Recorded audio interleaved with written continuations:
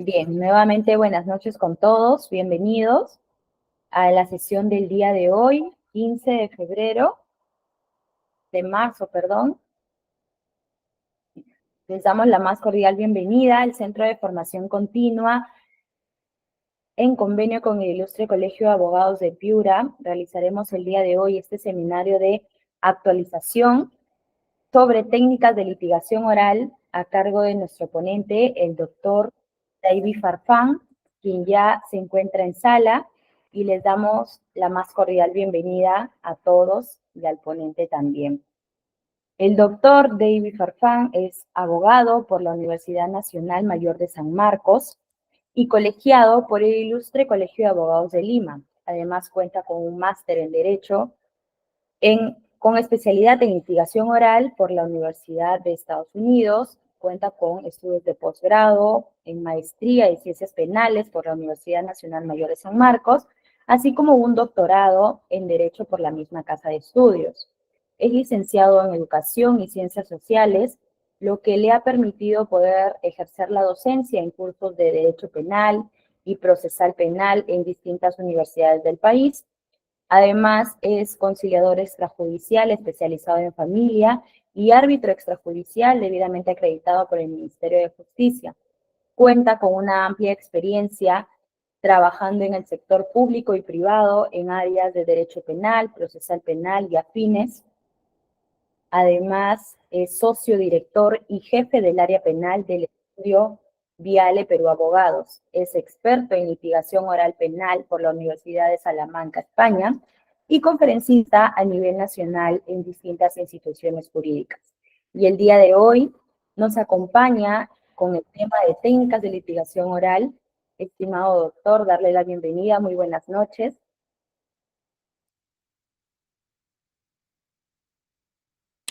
Hola, ¿cómo están? Buenas noches con todos. Muchas gracias al Centro de Formación Continua por esa gentil invitación y empezamos cuando ustedes dispongan. Sí, ya estamos todos listos, doctor, para iniciar. Quedamos a su disposición de tiempo y ya también tiene habilitado para compartir las diapositivas. Ya vamos a compartir. A ver.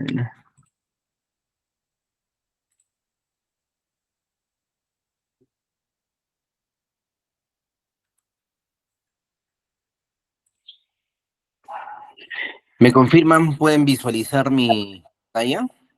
Sí, ya se puede visualizar, doctor. Ya. Muchas gracias entonces a los amigos del Ilustre Colegio de Abogados de Piura, al Centro de Formación Continua, Corso Rosario y Martínez, y a todas las personas que forman este equipo humano tan importante que hace realidad de eventos académicos que son de suma importancia para la formación de los abogados y jueces, fiscales, todos los que se interesan en su aspecto académico.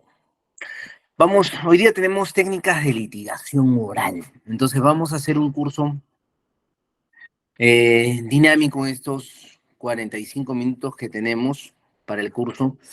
Entonces vamos a hacer un curso dinámico, a ver cuáles son las técnicas más interesantes de litigación oral y cómo podemos construir nuestra propia técnica, porque al final eso es lo que es relevante en un abogado.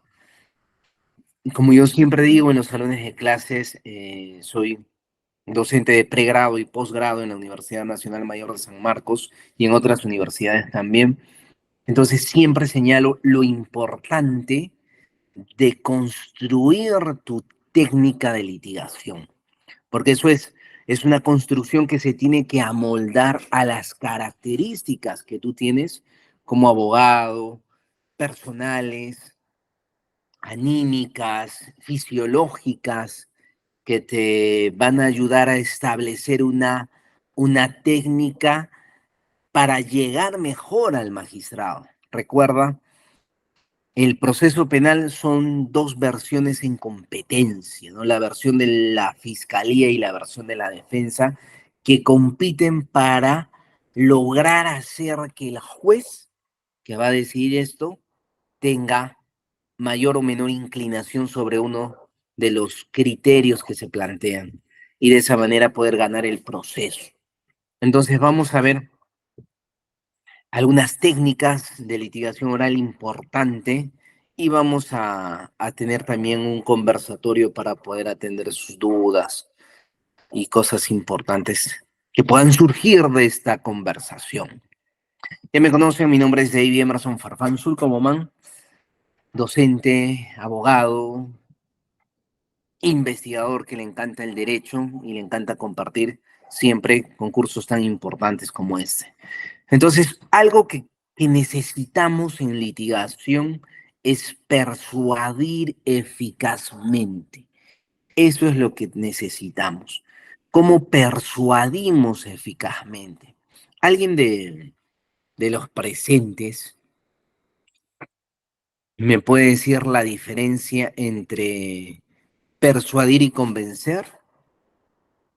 Alguien cualquiera, levante la mano, escriba, no sean tímidos. La diferencia entre persuadir y convencer. Pueden usar el chat, pueden levantar la mano. Es una pregunta sencilla, ¿verdad? ¿Cuál sería la diferencia entre persuadir y convencer? ¿Mm? A ver, ¿nadie? No puede ser. Tenemos un salón lleno de tímidos. A ver, Erling, Yulisa, Junior, Geraldine, Caterine, Manuel, Marve, Menis, Romy, Samuel, Tania y todas las personas que están conectadas. ¿Cuál es la diferencia entre persuadir y convencer? ¿O es lo mismo? Persuadir y convencer es lo mismo. Ya no hay diferencia. Es lo mismo o sí es diferente. ¿Mm? Ideas, escriban. Si ya tienen miedo de hablar, escriban. Recuerden, los abogados no pueden tener, bueno, eso no pueden tener miedo, es incorrecto. Los abogados pueden tener mucho miedo. Inclusive los abogados viejos con bastantes años de experiencia, cuando están en una sala de audiencias, cuando están en un proceso, tienen miedo. Entonces, tener miedo no es malo. No, al contrario, quiere decir que eres una persona inteligente que quieres hacer bien lo que estás haciendo. Por eso puedes tener nervios, miedo, lo que es normal, ¿no? Pero hay que saber transformar esa sensación en algo productivo para que en el desarrollo de tu ejercicio profesional eh, te vaya bien, ¿no? Te vaya mejor. Entonces, diferencia entre persuadir y convencer. Ya, les dejo esa diferencia para que lo piensen, ¿ya? Y al final lo volvemos a hablar cuando tengan sus dudas y preguntas. Porque no les voy a decir, pues, no les voy a decir, hasta que hablen, no les voy a decir la diferencia. Es importante esa diferencia, ¿no? Vamos a ver, vamos a arrancar con los no de los alegatos de apertura como consideraciones previas. Porque muchos dicen, oye, técnicas de litigación oral, tengo que saber plantear mi teoría del caso, tengo que saber hacer un alegato de apertura, saber hacer mi interrogatorio, mi contrainterrogatorio, saber hacer un buen alegato de clausura, y eso es lo único que necesito, y domino pues las técnicas de litigación oral. Pero no es tan sencillo, ¿no? Entonces, lo más importante es tener claro los no de los alegatos de apertura, eso es lo más importante. Primero, no retórica. Esto es importante que tengamos claro, porque muchos dicen, oye, entonces el proceso penal es oral. Ahora, no solo el proceso penal, también el proceso civil, el proceso laboral, el proceso de familia, todos quieren ser orales, no todos quieren tener toda esa magia que tienen los procesos orales.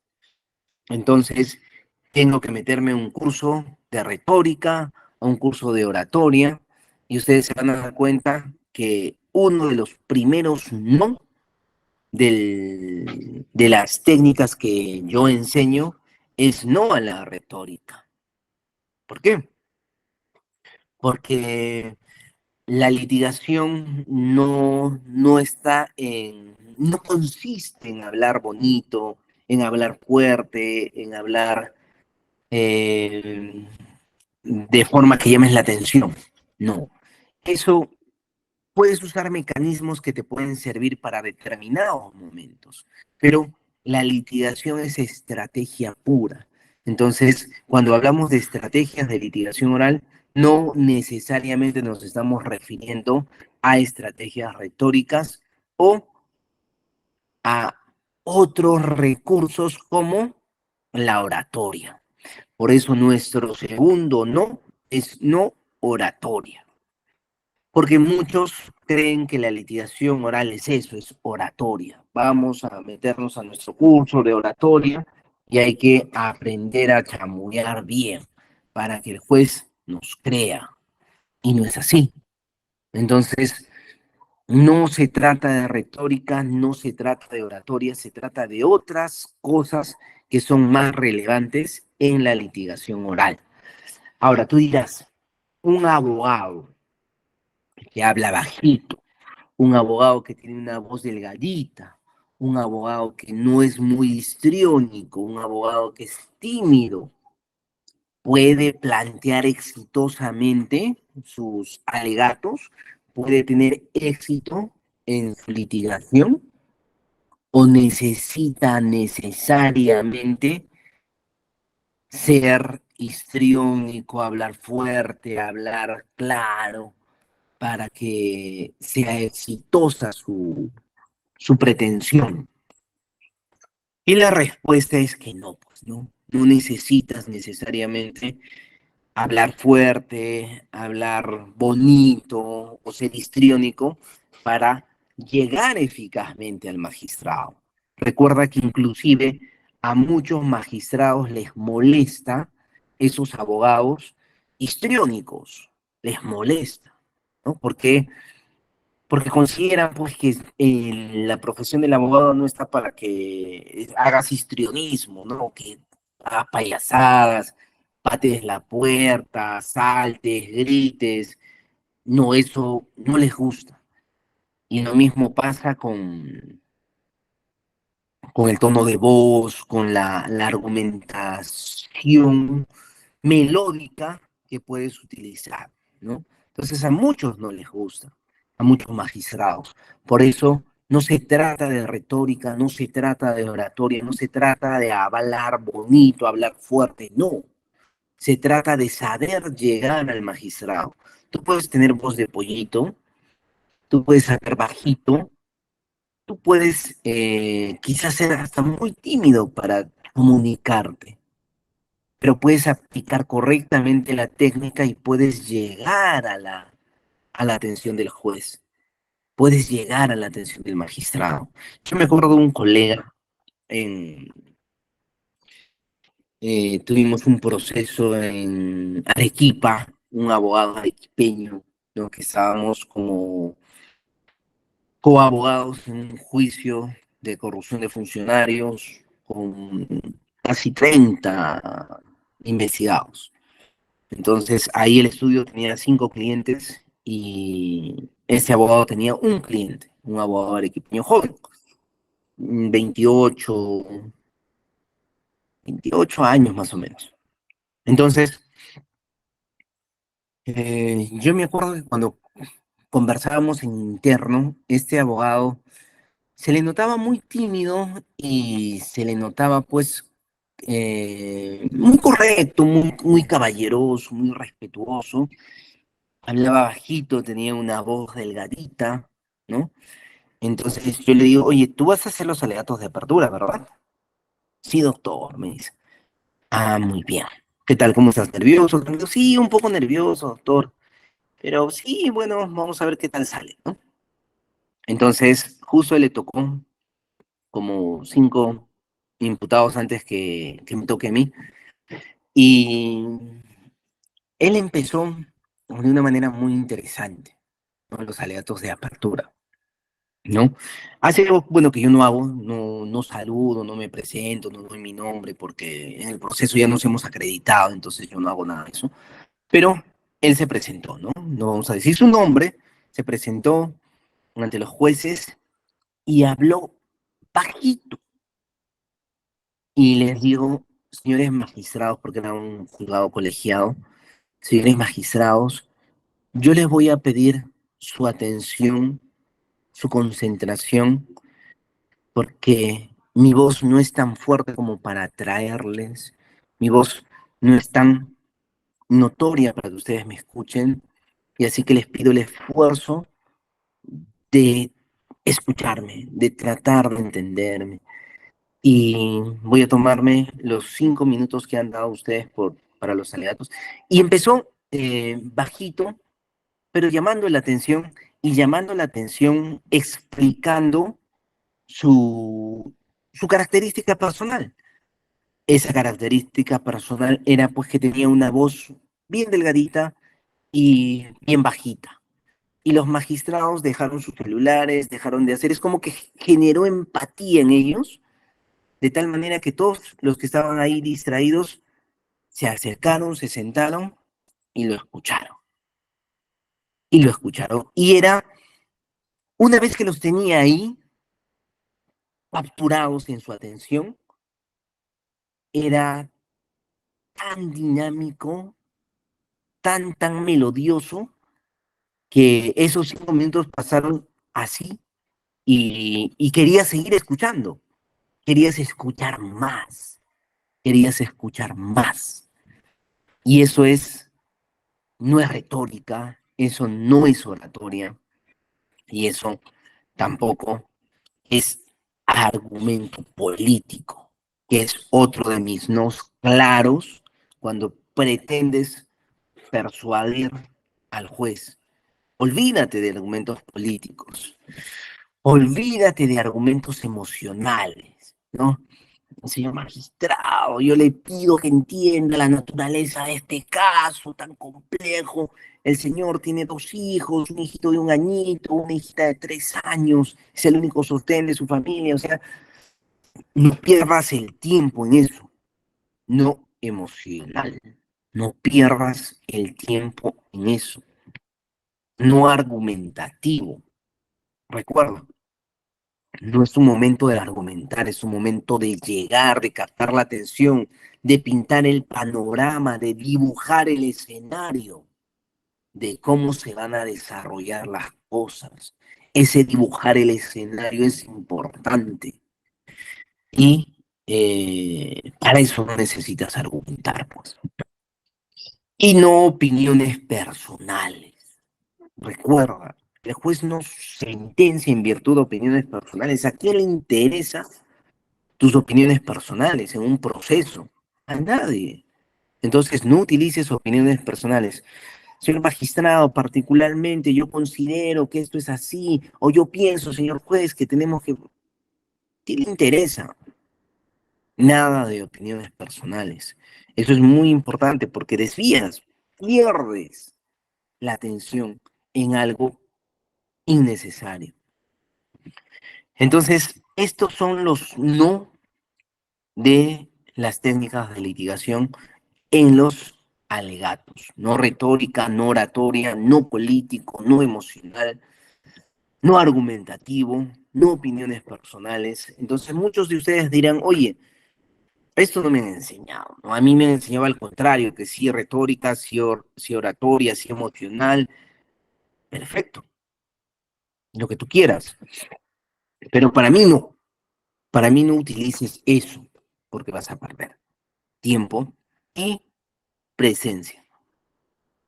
Ahora, aspectos estratégicos importantes a considerar, ¿ya? Antes de pasar a estos aspectos estratégicos, aquí, preguntas, dudas, ¿todo está claro?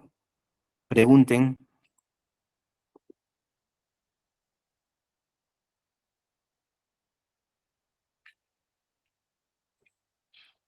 ya. Nadie tiene dudas de los no, ¿verdad? Nadie tiene dudas de los no. Entonces, seguimos.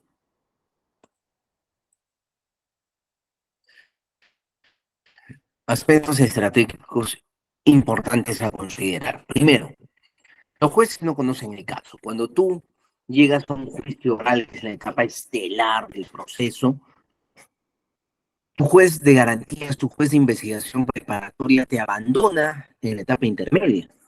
Te dice, ¿sabes qué? Hasta acá llegamos, se admitieron estas pruebas y presento el expediente en la carpeta de juicio para que el juez unipersonal o colegiado, de acuerdo a la naturaleza del delito, convoque, emita su auto de citación a juicio e inicie el juicio oral. Entonces, este nuevo juez no tiene idea del proceso.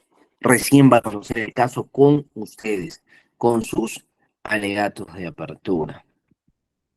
Dos, construye tu credibilidad. Es importante que construyas tu credibilidad a lo largo del proceso. ¿Por qué?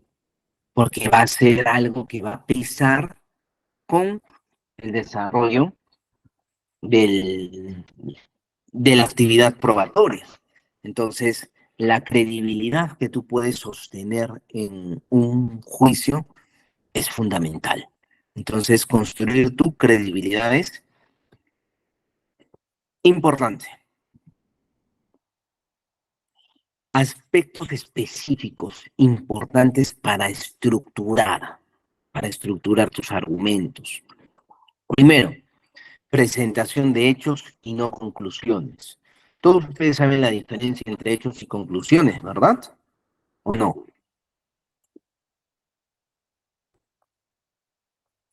Diferencia entre hechos y conclusiones. A ver, de los que están acá en la sala. ¿Cuál es la diferencia entre hecho y conclusión?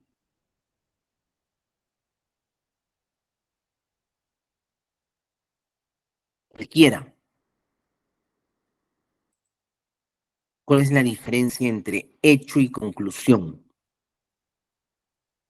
Tenemos un montón que se ha conectado acá. Diferencia entre hecho y conclusión, solo que eh, todos son mudos. Voy a hablar con mis amigos del centro de formación que hagan, cada vez que inviten a gente a participar, verifiquen si pueden hablar o no pueden hablar. Si son mudos, entonces no les dejes participar. Porque ¿para qué queremos mudos? Ya imaginemos que son mudos y, y saben escribir, ¿verdad? Entonces, eh, escriban, ¿no? Acá tenemos uno de Caterine, muy bien Caterine, siempre las mujeres dando el ejemplo. Doctor, buenas noches. Hola Caterina, ¿cómo estás? Pregunta, adelante. Bueno, tengo entendido que la conclusión es a la que se llega después de considerar una serie de datos o circunstancias, y los hechos es concluir algo que has inferido o deducido de una verdad. Ujú. Sí, muy bien, muy bien Caterina. Entonces, en el proceso, ¿cómo podrías aplicar esa conceptualización que está muy bien, ¿no? ¿Cómo diferencias los hechos de las conclusiones en los procesos, en un proceso penal, por ejemplo? En un proceso penal. ¿Cómo diferencias los hechos de las conclusiones en un proceso?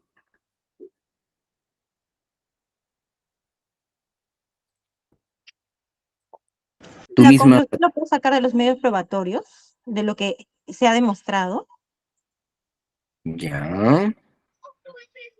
y la conclusión de lo que se puede inferir de los medios probatorios. Sí, estás muy bien. Entonces, recuerden, lo que nosotros queremos obtener en un proceso son los fácticos. Eso es lo que queremos obtener en un proceso. ¿Por qué? Porque este proceso se va a sentenciar a través de medios de prueba. Y estos medios de prueba tienen que aportar datos fácticos, tienen que aportar hechos al proceso. Se le imputa a Juancito el delito de violación sexual. Entonces, la sola sindicación de la víctima contra Juancito no es suficiente para que le pongamos una sentencia condenatoria. Entonces, necesitamos como fiscales recabar elementos de prueba. Y cada elemento de prueba nos tiene que dar un hecho fáctico. Un hecho fáctico. Por ejemplo, un certificado médico legal. Ah, el certificado médico legal me da un hecho fáctico. Sí, me dice pues que al día siguiente que se le practicó el certificado médico legal, se verifica que existen lesiones en sus genitales, que existen sugilaciones en las piernas, en las muñecas. Entonces, me está dando datos fácticos, ¿verdad? Un medio de prueba. Tenemos un testigo que ve cómo el jovencito ingresó a la casa abandonada con la chica a las 8 de la noche. Ah, ese testigo me está proporcionando datos fácticos, el lugar, la hora, las circunstancias, cómo ingresaron. Entonces, esos son los datos fácticos que necesito yo para una sentencia condenatoria o por una absolutoria también, porque si yo soy defensa y demuestro, por ejemplo, que Juancito, mi cliente, no estaba en el lugar de los hechos porque estaba de viaje y presento su pasaje aéreo donde él abordó y se fue a la ciudad de Arequipa. Entonces, estoy presentando un dato fáctico, un hecho, ¿verdad? Entonces, la diferencia con las conclusiones es que estas conclusiones no, no tienen las características de rigurosidad que el hecho sí los tiene. Por ejemplo, si yo les digo, mmm, este celular es caro, este celular es caro, ¿esto es un hecho o es una conclusión? Si yo les digo, ese celular es caro, ¿es un hecho o es una conclusión?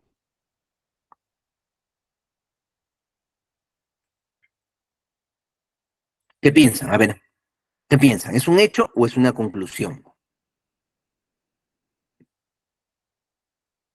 Mm.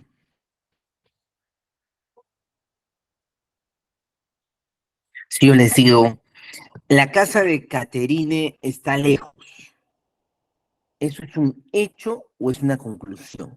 La casa de Caterine está lejos. Un hecho, doctor. No, sería una conclusión. ¿Por qué? Porque recuerdan, los hechos son contrastables, verificables, corroborables. Las conclusiones no, las conclusiones están relacionadas a las opiniones personales.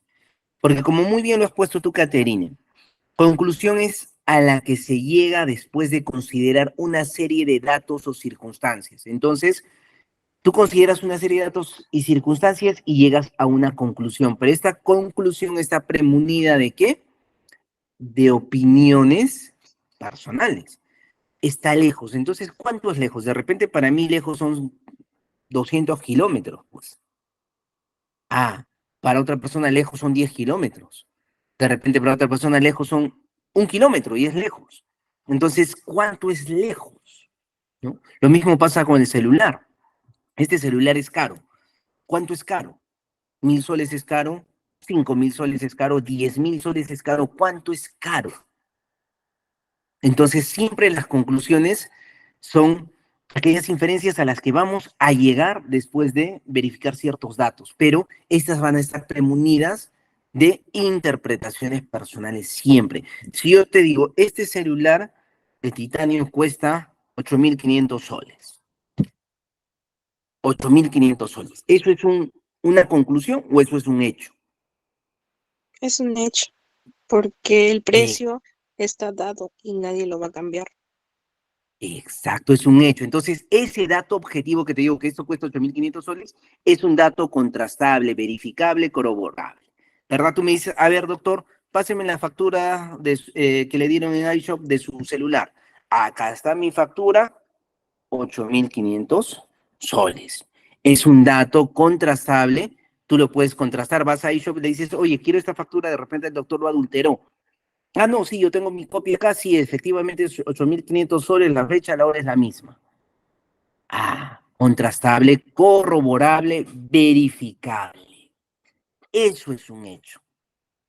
Un dato fáctico, contrastable, corroborable, verificable. ¿Y una conclusión? No, es lo que tú llegas de un análisis, de una especulación, de un criterio propio. Lo mismo pasa con la distancia. Si yo te digo, la casa de Caterine está a 25 kilómetros de mi casa yendo por Javier Prado. Te doy la ruta, ¿no? Sales por el corregidor Javier Prado y llegas a su casa. Está a 25 kilómetros. ¿Eso es un hecho o es una conclusión?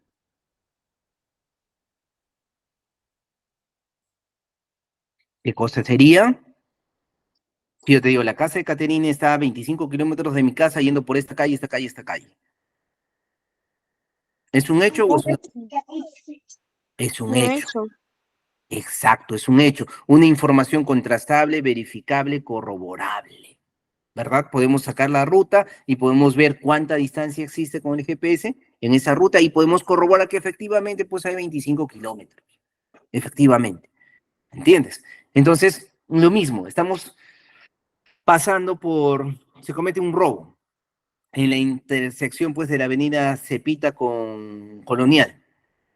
Entonces, ahí, 10 de la noche, y una persona se baja de una moto y ¡fam! Le arrancha con arma de fuego, le arrancha la mochila y se va con la moto.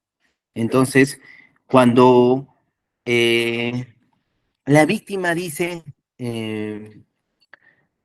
me robaron en una zona eh, de poca visibilidad, de poca visibilidad. ¿Ya? Eso, por ejemplo, ¿es un hecho o es una conclusión?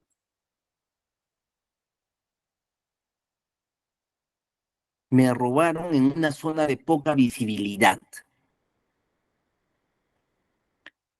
¿Es un hecho? Exacto, es una conclusión. ¿Cuánto es poca visibilidad? ¿Un foco, dos focos, cero focos, oscuridad total? ¿Cuánto es poca visibilidad? O sea, ¿qué puedo corroborar yo? De repente el tipo ese gatón, pues si no ve.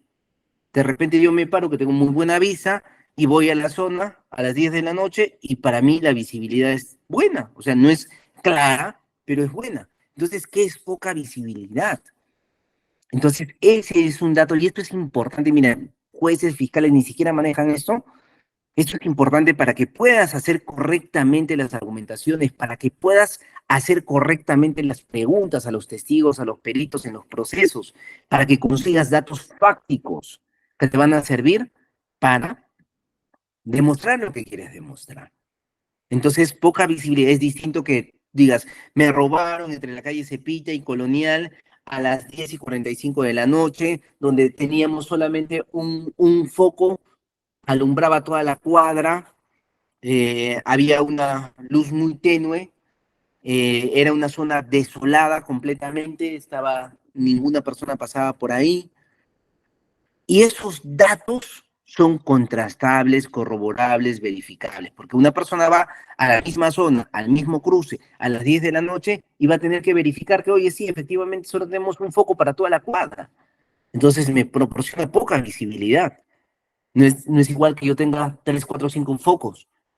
Ah, y efectivamente está desolado. La gente no pasa a las 10:30 de la noche, no pasa nadie por acá.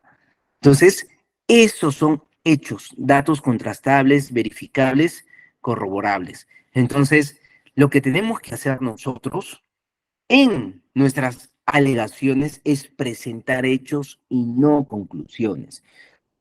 Es poco probable, señor magistrado, que mi cliente haya cometido el delito porque mi cliente vive pues lejos de la casa de la víctima.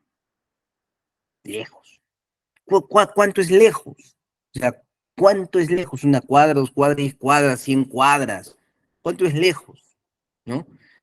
Señor magistrado, este delito de hurto no se debe configurar porque el bien que se ha robado no alcanza, es un bien barato, no alcanza la cuantía. ¿Cuánto es un bien barato? ¿Qué representa un bien barato? ¿Un sol, 50 céntimos, 20 céntimos, 1000 soles? ¿Qué es barato? ¿Entiendes? Entonces, cuando tú haces tus presentaciones, tienes que cuidar eso. Presentación de hechos y no conclusiones. Hechos, que es un hecho, un dato fáctico, verificable, corroborable, contrastable. Ese es un hecho. Si cumple esos requisitos, perfecto. Extensión del alegato. ¿Se acuerdan del abogado este de Arequipa? Muy bueno, el abogado jovencito, que hizo sus alegatos en 5 minutos, mientras el resto hacía sus alegatos y los jueces le tenían que cortar. Doctor, hemos dicho 5 minutos, ya está hablando 8 minutos, por favor termine. Doctor, pero no me puede recordar mi derecho, que recién estoy... Doctor, a todos le estamos dando por igual 5 minutos. Señor, usted está hablando 9 minutos ya y sigue discutiendo y está pasando el tiempo. Termine ya, concluye sus alegatos. Sí, señor juez, pero conste que dejo constancia que no me dejan terminar mis alegatos y yo no estoy terminando la idea, me falta mucho por decir. Ya, abogado, termine. Ya, doctor, ya terminé ya. Muy bien, siguiente.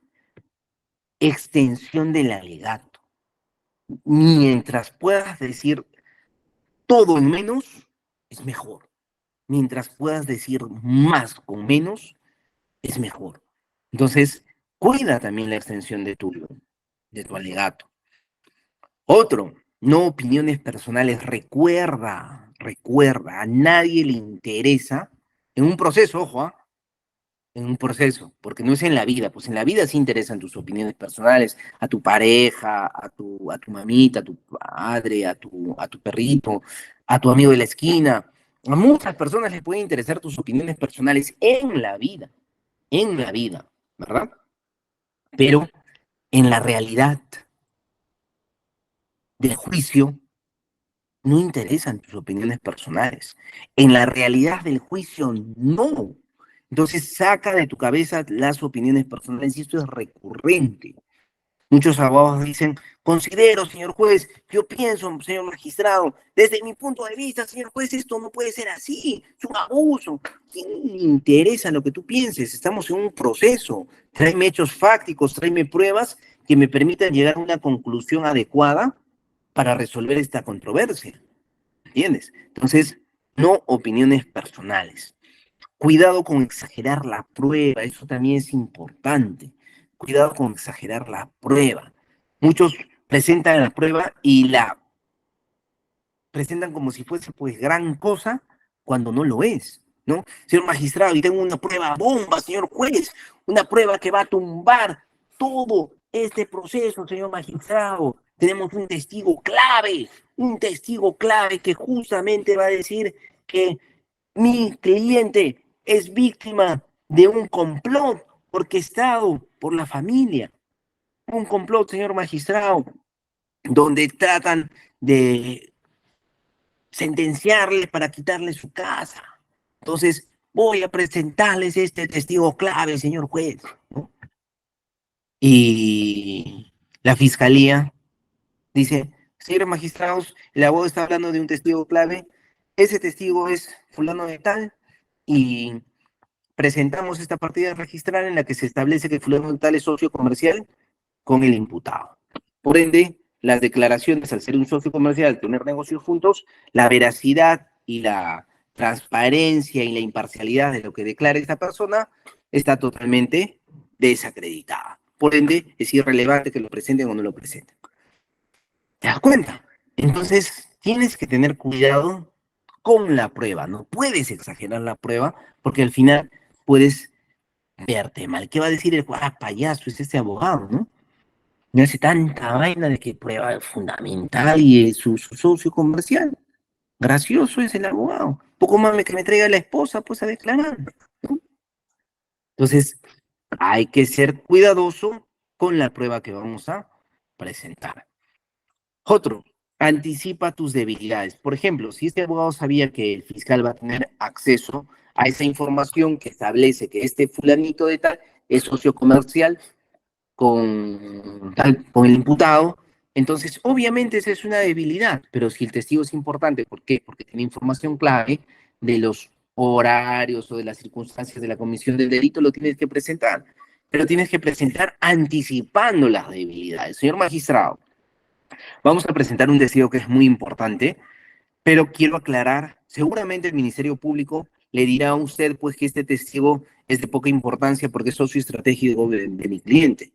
Y usted sabe, señor magistrado, ya se pronunció el Tribunal Constitucional señalando que las relaciones comerciales no pueden debilitar la veracidad de la declaración de un testigo. Es por eso que quiero que usted lo escuche con atención, porque es clave. Entonces ya te anticipaste. Cuando le toque al fiscal, el fiscal, ¿qué va a decir?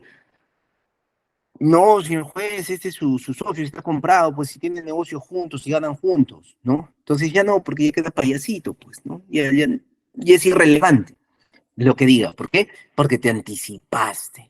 Anticipa tus debilidades. A ver, primero, vamos a ver los componentes para que desarrolles una correcta alegación. Primero, identificación de las partes. Tienes que tener bien claro, bien identificado a todas las partes que juegan en el proceso. Bien claro. Segundo, identificación de la escena. La escena tiene que estar clara. Tú no puedes jugar con el vacío. Tienes que tener claramente delimitado cada punto de acción que se va a desarrollar en el proceso. La ley. Si no conoces la ley, estás perdido. La ley no solamente es ver el artículo que estás imputando o que te están imputando. La ley es conocer la jurisprudencia, la ley es conocer el derecho comparado, conocer lo que la doctrina opina sobre esa norma. Eso es conocer la ley, ¿no?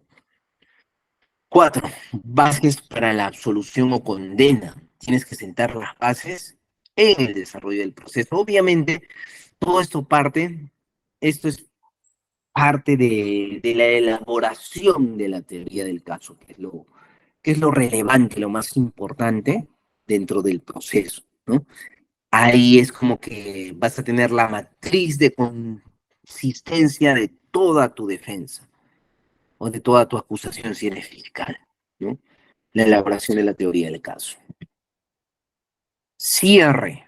El cierre es contundente, es importante, es muy importante hacer un cierre adecuado, un buen cierre, ¿ya? Y bueno, hasta acá, 7:50, estamos dentro del tiempo y tenemos 10 minutos para sus preguntas. Este material ya les voy a pasar a mis amigos de, del Centro de Formación Continua para que lo puedan compartir con todos ustedes y empezamos con sus preguntas. Voy a dejar de compartir, ¿ya? Dudas, preguntas. ¿Alguno de los participantes que de repente desea realizar alguna consulta puede encender su micrófono o escribirlas en el chat para poder darle lectura? ¿Cómo te llamas? Mi nombre es Araceli, doctor. Araceli. Mira, tenemos 2 personas que han hablado hasta ahorita, solo 2. La próxima, Araceli, tienes que controlar que vas a entrar al curso. Si sabes hablar, sí sé hablar. A ver, habla. Ah, ya, muy bien. Si hablas, pase. Y ahora sí, vamos a hacer un filtro la próxima vez. Erling está levantando la mano. A ver, doctora Erly, ¿puede encender su micrófono? Sí, bueno, ¿se me escucha? Sí. Estoy en la oficina. A ver, tengo una pregunta. Últimamente se habla de la litigación oral y de las técnicas en sí mismas como un mecanismo súper indispensable para ganar los casos. Mi postura es distinta, ¿no? Yo considero que manejar los aspectos procesales y dogmáticos priman por encima. Y en esa línea, doctor, ¿considera usted que el exteriorismo y las formas en las que ahora se maneja el sistema penal de manera, desde el punto de vista oral, es el adecuado o hay una exageración ya en seguir ciertos modelos de cómo litigar y esas cuestiones? Erling, yo estoy contigo, mi amigo. Somos dos que pensamos lo mismo. Yo, al igual que tú, pienso que la dogmática penal, el derecho procesal, la teoría del delito, es mucho más importante que el tema de la litigación oral. Es por eso que si has leído las diapositivas y las vas a leer cuando te llegue, empiezo con esos no, no oratoria, no retórica, no histrionismo, no emocional, con esos no que es lo contrario que siempre enseñan, ¿no? En todos los cursos de litigación oral te dicen, oye, aprende, métete oratoria, aprende a gritar, aprende a lanzar las cosas, no lanza, oh, señor magistrado, pero guapo, ¿qué pasó acá? Levanta la voz, grita, patea, bota tu folder, ¿no? Entonces, así les enseñan. Y yo no estoy de acuerdo con eso. No estoy de acuerdo con eso. ¿Por qué? Porque no estamos pues en el sistema americano. Recuerden que el derecho, que este nuevo modelo procesal es un modelo mixto. ¿Por qué?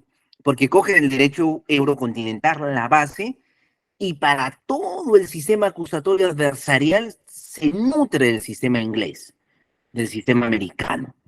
Y obviamente el sistema americano es diferente, porque yo he hecho la maestría en los Estados Unidos y conozco, he estudiado 2 años el sistema americano, soy profesor de Derecho Penal Comparado en San Marcos, conozco bien el sistema americano, conozco varios sistemas penales, pero exclusivamente en el sistema americano y el sistema eurocontinental que manejamos nosotros, quieren hacer lo que se hace allá. Es un sistema totalmente diferente, desde la imputación hasta la investigación y hasta el desarrollo del proceso. Entonces, no es así. Y Erling, justo tu tono de voz es igualito a este abogado arequipeño que es muy bueno, que es muy bueno, y ha demostrado él claramente que no necesita pues hacer histrionismo, gritar, hablar, para, para tener efecto en el magistrado, ¿no? Doctor, permítame, ¿se escucha? Pasa que Sí, mi parece que amigo, tengo mala señal. sí se escucha muy bien. A ver, sí, en efecto, iba por ahí la pregunta. Yo personalmente soy abogado litigante en temas penales y siempre no ha habido esa cuestión. Incluso he leído, por ejemplo, algunos autores del sistema americano, ¿no? Y a veces pienso desde el estudiante, ¿no? Porque ya en la misma publicidad piensa que porque lo hacen electrónicamente o porque si en un punto dramatizan, ¿no?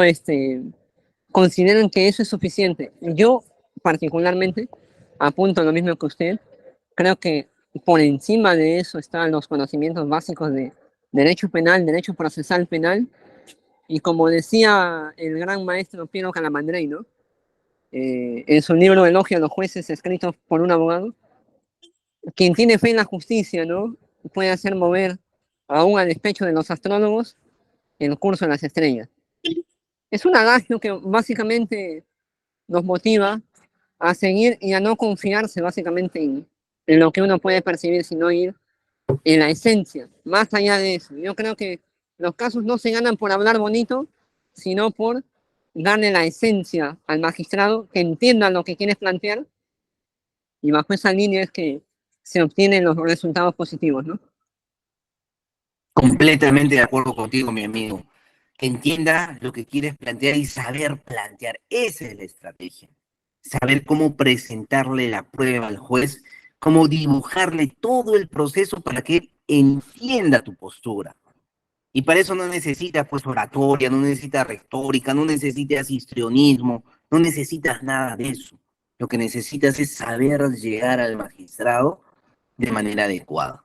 Muy buen aporte, Erling. Muchas gracias, doctor. Un fuerte abrazo en la distancia. Un abrazo, mi amigo.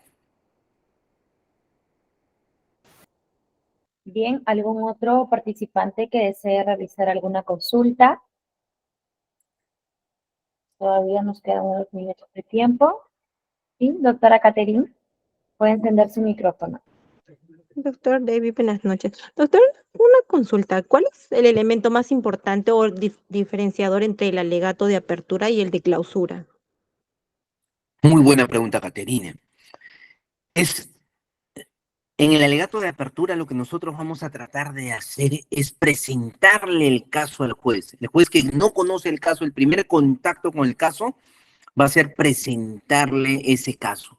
Y para presentarle hay que hacerlo de manera sencilla, hay que contarle la historia de tal manera que él pueda engancharse con lo que nosotros queremos dar. Pero cuando ya llegamos a los alegatos de clausura, ya hemos hecho toda la actividad probatoria, ya se delante de los ojos del juez ya se desveló todas las pruebas, entonces ya no le vamos a presentar nada. Lo que tenemos que hacer es cambiar su postura para que esté más pegada a nuestra posición. Por eso yo siempre digo, en los alegatos de apertura tratamos de persuadir al juez y en los alegatos de clausura queremos convencerlo, porque el convencimiento, a diferencia de la persuasión, la pregunta que hice al inicio, porque no es lo mismo, la persuasión es el movimiento emocional de la intención de una persona. Cuando le mueves las fibras emocionales por algo, eso es la persuasión, cuando le llamas la atención, cuando lo inspiras a hacer algo. Esa es la persuasión, lo persuadiste.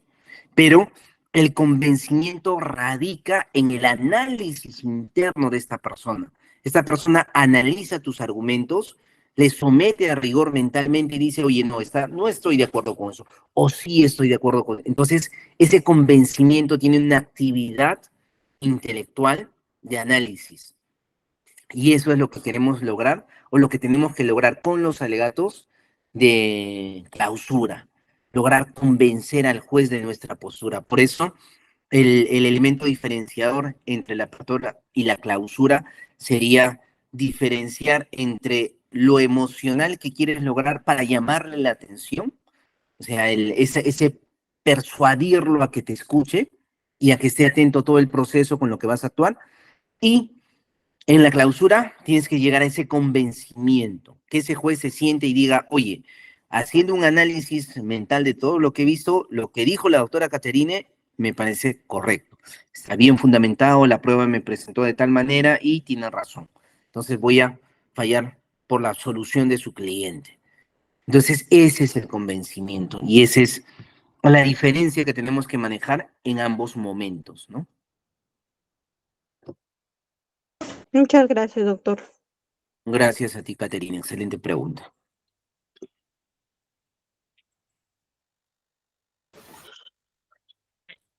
Bien, parece que ya no tenemos más consultas, doctor.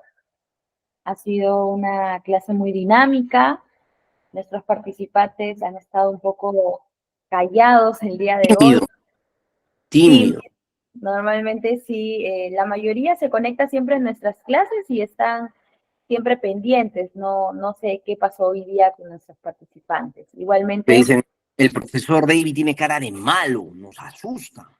Entonces ya no queremos preguntarle a ese profesor.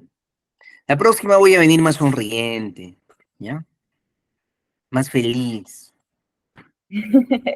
agradecemos su participación, doctor. Ha sido un gusto tenerlo con nosotros en esta sesión el día de hoy.